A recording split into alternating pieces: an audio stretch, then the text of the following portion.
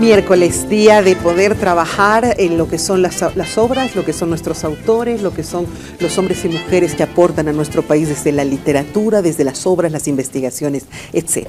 Y yo me había comprometido a tenerlo nuevamente aquí, a Manuel Morales, para que nos pueda hablar de su segundo libro, el primero muy interesante relacionado a lo que es la coca, lo que son los cultivos, la producción y de todo.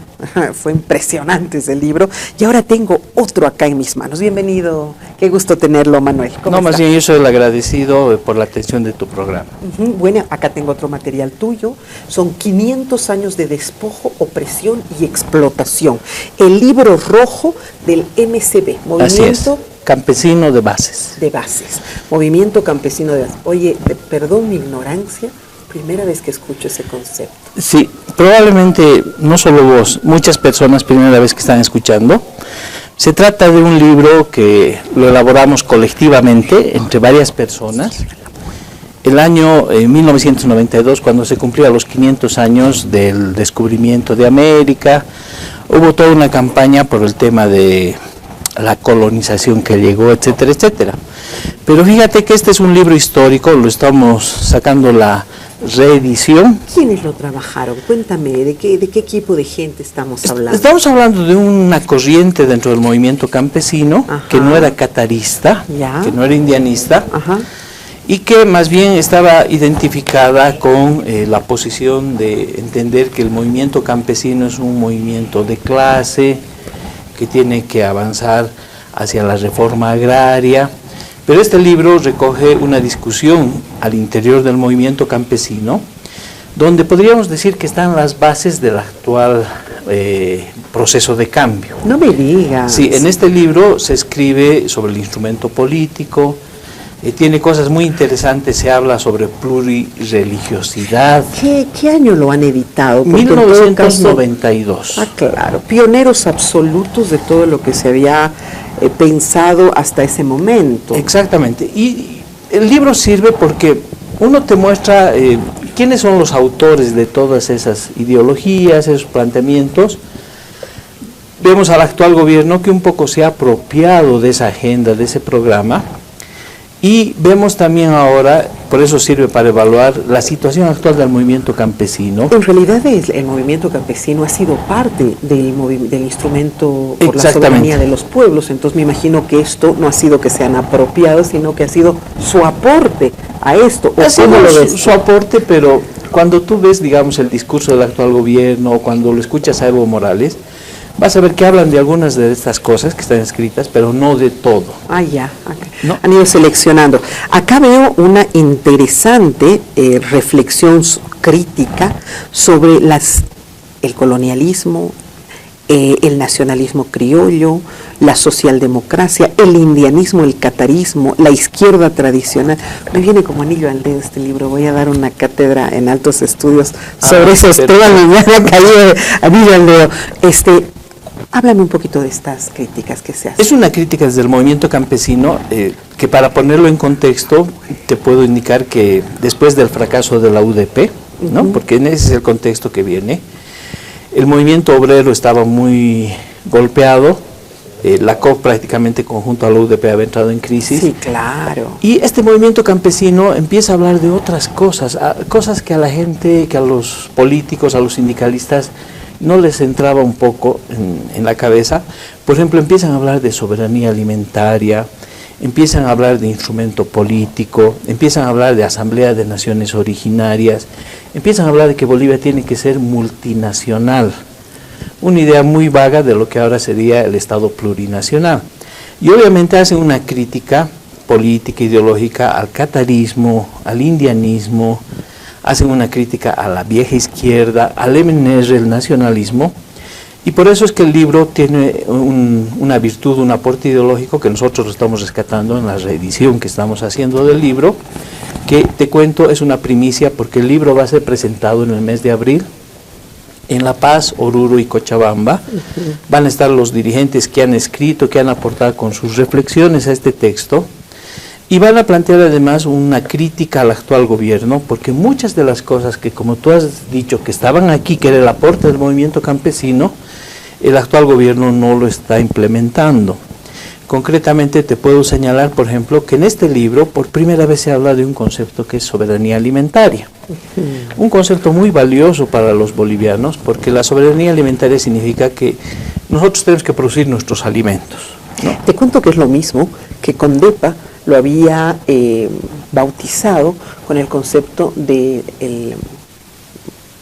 ay, que se me acaba de ir, pero es el autoabastecerse no solamente de alimentos, sino de vestimenta, que es el modelo endógeno. Ahora sí, absolutamente coincidente. ¿No? Y de hecho, anterior a este año 92, ¿no? Nosotros habíamos editado el libro el año 88, se fundó Condepa, el 90 ya se estaba editando el libro con todos esos conceptos. Entonces fíjate que son dos movimientos como contemporáneos, pero por estar en el mundo rural, por ser más de abajo, digamos, muy de base, no tuvo la posibilidad de conversar con movimientos urbanos, etcétera. Entonces, volviendo al tema, por ejemplo, del endogenismo o de la soberanía alimentaria, nosotros, de acuerdo a los datos, a las investigaciones que estamos haciendo, varias instituciones están afirmando que en Bolivia se ha perdido la soberanía alimentaria. ¿Por qué? Porque hay un sector, los agronegocios cruceños, que están produciendo casi el 70% de los alimentos. Han transformado nuestra dieta alimentaria.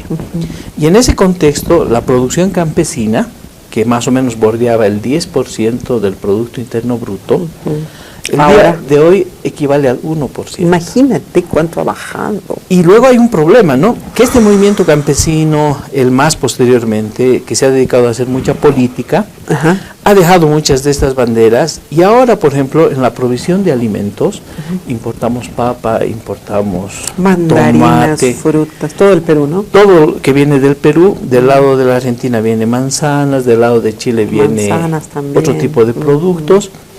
Y en esa condición ha venido el tema del fondo indígena, hay una crisis en el mundo rural, por eso es que el libro nos sirve como un indicador para evaluar qué tipo de crisis, ¿no? Yo diría una crisis productiva. Podríamos decir que el movimiento campesino está dejando de ser sujeto económico, social, productivo. Así es, se ha organizado completamente. Sí, y en esas condiciones es muy poco lo que puede aportar al país. Así es. Por ejemplo, si tú viajas ahorita a las áreas rurales, están sembrando obviamente sus parcelas, pero lo hacen más como un concepto de autosustento para ellos. O sea, siembran su papa, su haba, ¿no? Sí, ellos se alimentan de eso, han descuidado el tema del mercado y el mercado está sufriendo ahora una transición. Está lleno de productos de contrabando, productos importados y con mucha producción del lado de Santa Cruz. También hay modificaciones, por ejemplo, en estos años, en el 92, no había la industria de los pollos que existe ahora. Claro. Entonces ahora el agronegocio, como definimos, no solamente que está en el mercado, sino que nos está cambiando nuestros patrones de alimentación. Es verdad. Comida rápida, comida chatarra, mucho pollo. Nada de verduras, ¿no? O sea, ya muy pocas verduras. Pollo con papa y se acabó, o con plátano como mucho. Exactamente, comida rápida. Entonces nos han cambiado nuestros patrones alimentarios. Muchos alimentos se están dejando de sembrarse, se están perdiendo variedades de alimentos que antes nuestros papás, nuestras mamás o nuestros abuelitos nos obligaban a comer o que compartíamos con ellos. Ya no hay demanda, entonces claro, ellos tienen que producir lo que el mercado les está requiriendo, digamos. Así es, ¿no? Wow. Ahora, ese concepto que te decía que está en el libro, por ejemplo, de soberanía alimentaria, fíjate que a nivel internacional, a nivel de los estudiosos del mundo agrario, se señala que el año 2000 en Cuba se plantea el concepto, en un congreso campesino se plantea el concepto de soberanía alimentaria. Fíjate que en Bolivia, el año 1992, en este libro ya se hablaba de soberanía alimentaria. Mira, qué bueno. Entonces hay un aporte muy Pero interesante. no solamente hablaban de soberanía alimentaria, lo cual me parece muy interesante y reitero, pionero en esa conceptualización, sino que me voy aquí al capítulo 8 y dice un proyecto de unidad nacional, dice, ¿no? El Estado multinacional, democrático, unitario y socialista. Así es. Tal cual todo lo que se había propuesto años después. Cuéntame un poco. Mira, yo he sido el secretario técnico de la Comisión Visión de País en la Asamblea Constituyente, la comisión que define el modelo del Estado en la Asamblea Constituyente. Y te cuento que cuando entró a funcionar la Asamblea, el MAS, en ninguno de sus documentos proponía Estado plurinacional. Más bien fue un aporte, fue el resultado de las discusiones al interior de la Asamblea Constituyente, ¿sí?, donde se introduce por primera vez el concepto de Estado plurinacional. Y donde había una representación justamente de gente que era A absolutamente del campo y con estos tipos de... Sí. En cambio, fíjate, el libro en 1992, por eso es un testimonio además histórico, ya hablaba de multinacional. Ahora, ¿por qué la gente no continúa hablando de una Bolivia multinacional? ¿Y cuál sería la diferencia entre pluricultural y multinacional? Parece que es semántica, ¿no? Porque multinacional parecía que era una empresa transnacional, una multinacional, y que la gente se iba a confundir. En realidad no, la nación tiene que tener ciertas características, la nación tiene que ser tiene que tener cultura, territorio, tiene que tener una lengua, esa es una nación. Sí. Y esto es cultural, sería solamente culturas. Se achica el concepto porque en realidad ya no estarías hablando de un espacio con lengua, de un grupo humano con lengua, con territorio, etcétera. Entonces creo que va por ahí, es mucho más amplio el concepto. Es mucho más amplio porque acá incluso se hablaba de convocar a una asamblea de naciones originarias. Ya, ¿no? O sea, ya se hablaba de las naciones originarias. Se hablaba de las naciones originarias, acá están los conceptos, y el libro tiene casi 200 páginas, es un trabajo hecho por dirigentes campesinos, refleja su pensamiento, obviamente que muy contextualizado con la época. Hay Naciones originarias. Se habla de naciones originarias. La construcción de la Asamblea de Unidad de Naciones Originarias. Los hijos de América cumplimos 500 años de resistencia popular, porque las semillas de libertad que hemos sembrado en tiempos duros ya serán cosechadas con la alegría que ha dado esta batalla sin tregua por la vida. Qué interesante la concepción de asamblea, y ahí va especificando un poquito de todo, el carácter de la Asamblea de Unidad Nacional. Fantástico. Sí, entonces el libro además te explica que en esa época había un movimiento que era sujeto social. En cambio ahora, si vemos en qué anda el movimiento campesino, y además los conflictos que tiene el actual Estado plurinacional, por ejemplo con la nación Caracara, o que ha tenido con el TIBNIS, muchos autores y muchas personas empiezan a hablar que este es evidentemente un Estado plurinacional, pero no tiene una cualidad indígena que tenía en este libro y en la Asamblea Constituyente. ¿Por qué? Porque el Estado plurinacional también ha ido mutando, se ha ido transformando, tiene otro tipo de intereses. Por ejemplo, las exploraciones petroleras como una prioridad. Entonces el caso de Tariquía, ¿no?, que hay una resistencia, o el conflicto con Achacachi, que no te puedes entender dentro de un Estado plurinacional que se supone que son sus bases sociales. O los conflictos que hay con los cocaleros de Adecoca y de los Yungas, que también no puedes entenderlo en un gobierno que habla representarlos a ellos. Bueno, acá seguimos hablando, y en el capítulo 10 me encuentro con ya el concepto que primó seguramente todo esto, que es el instrumento político. A nosotros nadie nos dirige o enseña a pelear por lo que es nuestro, dice. Pues no lo necesitamos, somos lo suficientemente capaces de asumir y afrontar cualquier situación de emergencia que se presente para defender por derecho lo que en justicia nos pertenece. Y acá ya se habla el 4 de agosto de 1990 de la Carta del Pueblo Sirio No, en respuesta a los ganaderos y empresarios privados. Así es, no, refleja toda la lucha de ese movimiento campesino. Una de las cosas que planteaban aquí, junto a la soberanía alimentaria, era el tema, por ejemplo, de la reforma agraria, ¿no?, la redistribución de tierras. En este momento no había el concepto, por ejemplo, de tierras comunitarias de origen, que ahora sí lo tenemos. Se habla, por ejemplo, de una cosa muy interesante que ahora también es fruto de debate. En el libro se habla de plurireligiosidad. Allá. No, o sea, en el texto hablan de que fruto de la colonia había llegado la Iglesia Católica, luego llegaron los evangélicos, pero que en el movimiento de los pueblos originarios había ciertas formas de religiosidad. Entonces en el libro se habla de esta visión de plurireligiosidad, y ahora fíjate que el gobierno está intentando sacar una ley que quiere regular el tema de las religiones, los credos, sí, ¿no? En medio de no un solo conflicto. Eso, sino también ya como parte de nuestra Constitución se ha modificado eso de que tengamos un solo credo, ¿no es cierto? Exacto, es un Estado laico. Es un Estado laico que respeta toda forma de creencia y de manejos espirituales. Así es, ¿no? El libro te adentra a eso. Entonces fíjate que estamos hablando de una variedad de temas, que hacen a la vida política del país. El libro se torna en un documento histórico. Los documentos históricos son muy cotizados, ¿no? Son muy buscados porque permiten entender el pensamiento político de los actores.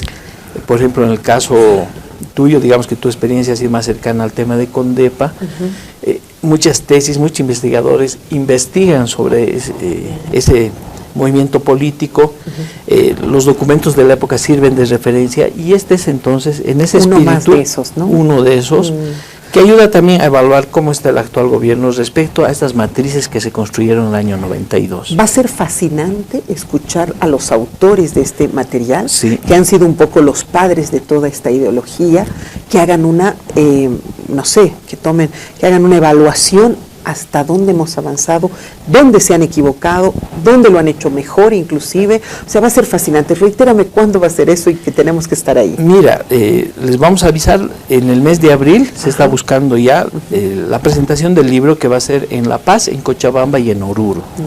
Ahí van a venir las personas que han escrito esto. Muchos de ellos no están en el gobierno, otros sí son parte del gobierno. Son parte del gobierno. Entonces, porque el movimiento campesino un poco que se fracturó, ¿no? Mucha gente se quedó con la SP de Alejo Vélez, sí, otros se fueron con el MAS, ¿no? Y otros posteriormente, cuando Evo es gobierno, se incorporaron al proceso de cambio. Y otros, estando en el gobierno, también se desprendieron. Es el caso de este hombre que cayó, me acuerdo, en la Constitución ya. Sí, lo tengo. Sí, acordar. Debe ser un este exasambleísta. Sí, fundador en Cochabamba. Fundador del IPCP. Que era además de la Iglesia Católica, era de las personas que hacían trabajo católico en las comunidades. Lo tengo ahorita en la punta de la lengua, ¿no? Sí, que también se desprendió en algún momento. Que se desprendió. Entonces, el tema campesino, agrario, es fundamental para el actual gobierno, para el actual proceso. La evaluación de esto es muy importante. El tema del fondo indígena, ¿no? Que es uno de los aspectos que aquí jamás se vio, porque acá se acusa al MNR, a los nacionalismos, a las dictaduras militares de ser los padres de la corrupción. Sin embargo, después de unos años resulta que el mismo movimiento campesino ha dado señales de corrupción. Claro. En alguna época se hablaba de que la mujer de pollera, el hombre de poncho, era una reserva moral. ¿Por qué? Porque durante 500 años no habían estado en la función pública, ni en la colonia ni en la república. No habían tenido la posibilidad de tener en sus manos un poco de dinero. Se perfecta esa frase de en arca abierta hasta el justo peca, ¿no es cierto? Así es. Entonces había sobre el movimiento campesino, ¿no? Esa construcción de que era una reserva moral, con el fondo indígena caen y vemos que son personas comunes como tú, como yo, como cualquier absolutamente con los mismos problemas, y evidentemente después del fondo indígena tenemos otros temas más que habría que hablarlos, ¿no? Qué interesante, de verdad me parece fantástico el libro. Esto está a la venta todavía, ¿no es cierto? Está a la venta. Quiero indicarte que el día lunes se va a vender en la Plaza del Bicentenario, de lunes a jueves. Así como me dijiste ya, lo hacías en la Plaza Baroa. Exacto. Ahora es en la del Bicentenario. Ahí frente al atrio de la universidad. Ya. Las personas que quieran comprar el libro, acérquense, vamos a estar todos los días de 8 de la mañana a 8 de la noche en este contacto directo con la gente, que es una de las cosas más importantes que creo que los autores deberían... ¿Y te visitaron después de la...? No, fue fabuloso, y quiero agradecerte públicamente, porque después del programa se indicó que el libro de la Coca se estaba vendiendo. Mira, cada día han debido de venir aproximadamente entre 18 a 20, 25 personas. Mira, fue una cosa muy interesante para que veas el impacto de tu medio. Hubo una persona que estacionó el auto, se bajó, entró a la Plaza Baroa, compró el libro y se fue corriendo para que no lo multen, etcétera. Qué bueno, ¿sabes? Personas mayores que vinieron buscando, no se ubicaban mucho y buscaban el libro que habían visto en el programa. Y por eso creo que este es uno de los únicos espacios que promueve el tema de la lectura, la producción. Y que valora el trabajo que ustedes están haciendo. No, por supuesto, y que hay que darle todo el impulso, porque también en cierta forma es como te diría que en el mundo de la producción hay libros de primera y hay un trato de segunda a los autores, a las ediciones independientes, y yo creo que lo que tú haces es muy encomiable. Y por supuesto que hay que invitar a los amigos que nos están viendo, que producen, a que vengan, ¿no? Que no necesitan que tú los busques, los invites. No sabes que a veces me cuesta trabajo encontrar autores. La productora y yo nos estamos volviendo locos buscando autores, cuando en realidad lo único que queremos, porque yo he hecho cuántas tesis en mi vida y yo sé lo que cuesta investigar y que se quede ahí tu material es pues doloroso. Entonces, con toda confianza que nos escriban. Así es, ¿no? Entonces les invitamos, ¿no? Yo me sumo a esta iniciativa tuya, de que vengan al programa, busquen, traigan sus obras, que aquí van a ser muy bien promocionadas. Así es, sí. Entonces vas a estar este fin de semana en la Plaza de los Héroes. Desde el día lunes, hasta el jueves en la Plaza del Bicentenario. Y vamos a estar vendiendo además otros materiales adicionales. ¿Dónde es la Plaza del Bicentenario? Es en la Plaza de la Universidad. Ah, esta es en el Paraninfo, en la parte de afuera. En la parte de afuera es el atrio. El atrio, pero sí. Más ahí mismo tienes un espacio muy grande, que es la Plaza del Bicentenario, que es lo que está tapando ese viaducto que pasa por el túnel Villazón. Perfecto, donde ponen a veces unas ferias y exacto. Ahí vas a estar, que desde el lunes hasta el jueves. Que es un lugar muy bueno para la venta, sobre todo de artesanía producida con calidad, ¿no? Y de este tipo de material. El precio de tu material.